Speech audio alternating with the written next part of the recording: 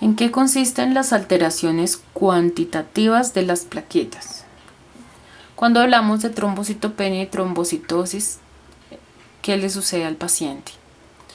Recordar los términos cuando hablamos de trombocitosis es aumento, cuando hablamos de trombocitopenia disminución. Existen mecanismos por los cuales ocurren las trombocitopenias. De los más conocidos son: primero, el incremento en el consumo de las plaquetas; segundo, incremento en la destrucción; tercero, acortamiento de la supervivencia; y cuarto, disminución de la producción.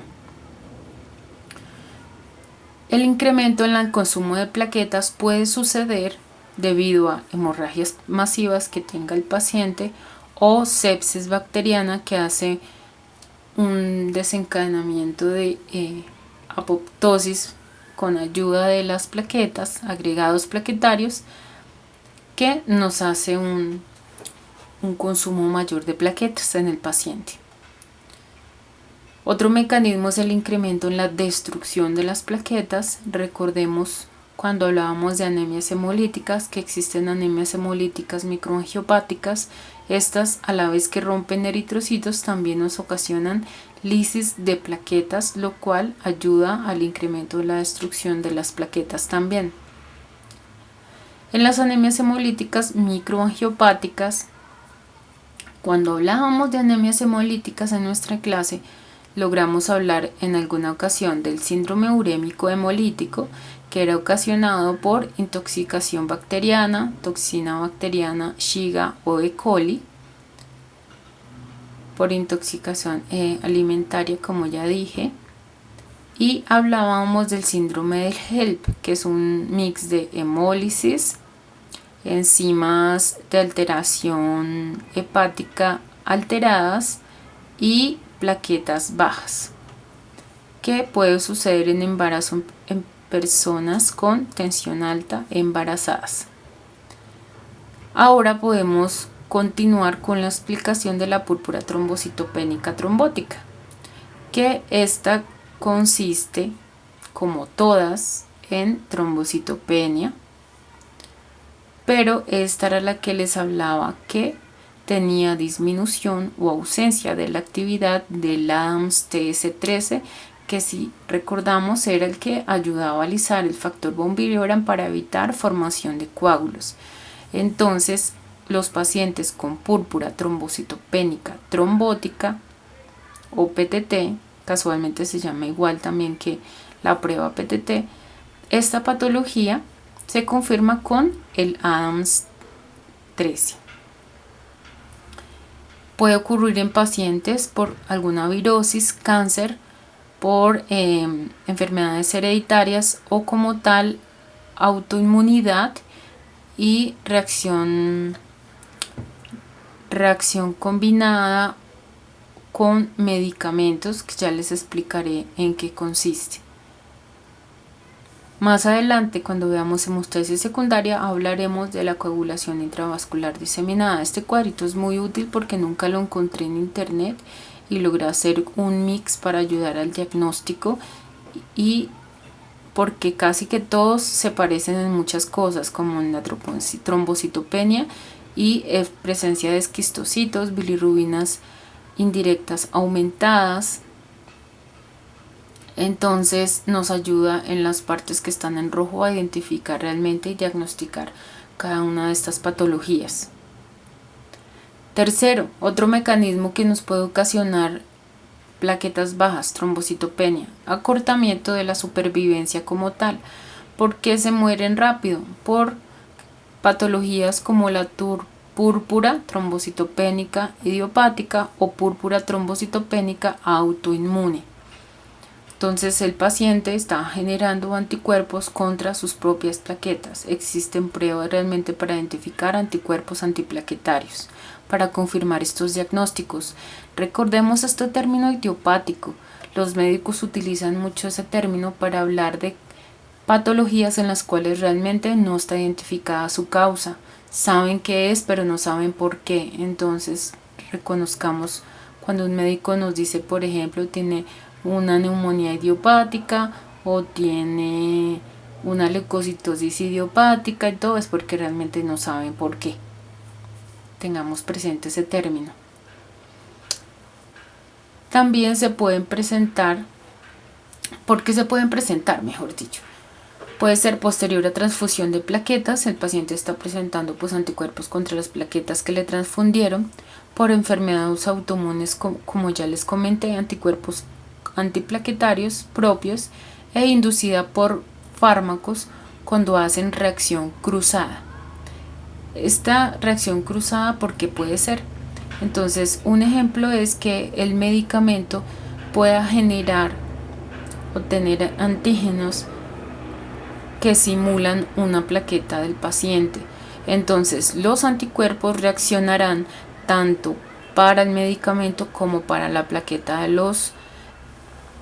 los pacientes, o genera como tal anticuerpos tanto para el medicamento como para que actúan también contra la plaqueta del paciente, ocasionando por los fármacos únicamente bajan las plaquetas del paciente. Aquí tenemos una lista como tal de un montón de medicamentos que pueden ocasionarnos trombocitopenia. Está el ciprofloxacina, la ampicilina, les digo, yo sé que hay unas más conocidas por acá, vancomicina, lidocaína. Igual pues es de entender que no todos los pacientes van a presentar trombocitopenia, pero en algunas ocasiones es lo primero que hace un médico cuando hay un paciente con trombocitopenia, es preguntar qué medicamento está tomando. La reacción el paciente la puede tener de manera inmediata o hasta los 8 días después de iniciar con el medicamento. La cuarta causa como tal para trombocitopenia es la disminución en la producción, sería alteración en la médula ósea. Aquí tenemos los valores de referencia y cuándo podríamos hablar según los valores si estamos frente a ligera, moderada o marcada trombocitopenia. Disminución en la producción, porque podría ser por patologías con pancitopenia como tal, enfermedades que ya conocemos que se disminuyen las 3 líneas, tanto rojos como plaquetas como leucocitos.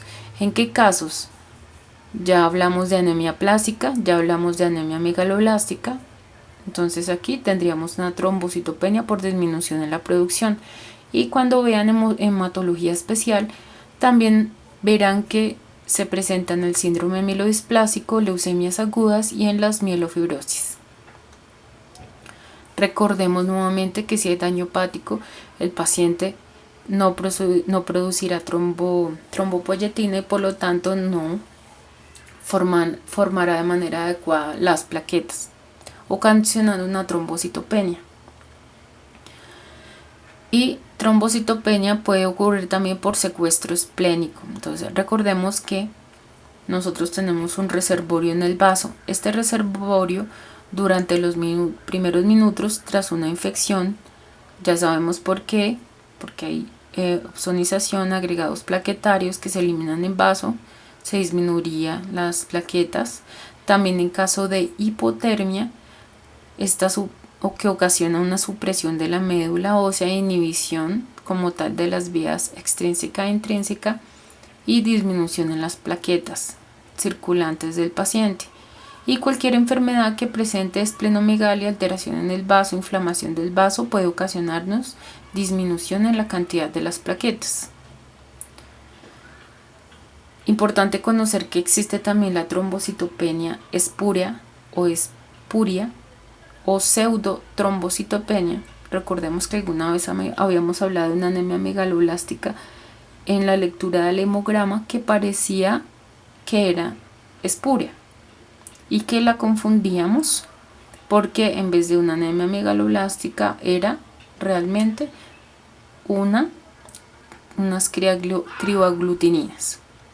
Bueno, entonces en el caso de la trombocitopenia también existe la pseudotrombocitopenia, que sería espúrea. ¿Por qué se ocasiona? Porque algunos pacientes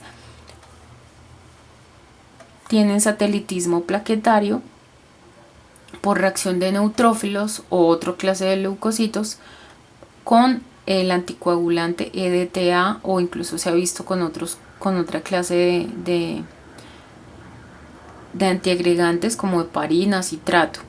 Lo importante es que si ustedes ven un paciente que en el cuadro hemático, en el equipo le marca trombocitopenia, es importante mirar siempre el extendido de sangre periférica, debido a que de esta manera sería que nos damos cuenta que realmente es una pseudotrombocitopenia. Y lógicamente sería falso decirle al médico que el paciente tiene plaquetas bajas porque no es así. Uno de los mecanismos para evitar esta reacción es, cuando nos damos cuenta, poner el tubo de igual manera a 37 grados centígrados como si fueran crioaglutininas, pasarlo nuevamente por el equipo para ver si realmente obtenemos corrección de esa pseudotrombocitopenia. Ahora, si no hablamos de disminución sino de aumento, entonces las trombocitosis, ¿por qué ocurren? Aquí también tenemos los valores para si necesitamos hablar de trombocitosis ligera, moderada o marcada, cuáles valores utilizamos usualmente. La trombocitosis entonces ocurre por recuperación de una trombocitopenia o reacción de rebote, es decir, en pacientes cuando han tenido trombocitopenia se quita el medicamento que está ocasionando o la causa que lo está ocasionando y el paciente empieza nuevamente a producir hartas plaquetas. Entonces genera una trombocitosis por poco tiempo y a eso se llama una reacción de rebote. La trombocitosis también ocurre en tumores, trastornos proliferativos como las leucemias, que ya sabemos que igual es un tipo de cáncer, en enfermedades inflamatorias e infecciosas crónicas, como por ejemplo en vías respiratorias bajas. Entonces es importante tener presente que los pacientes que tengan infecciones respiratorias y presenten trombocitosis no es de muy buen pronóstico, entonces el médico debe estar muy pendiente de esto.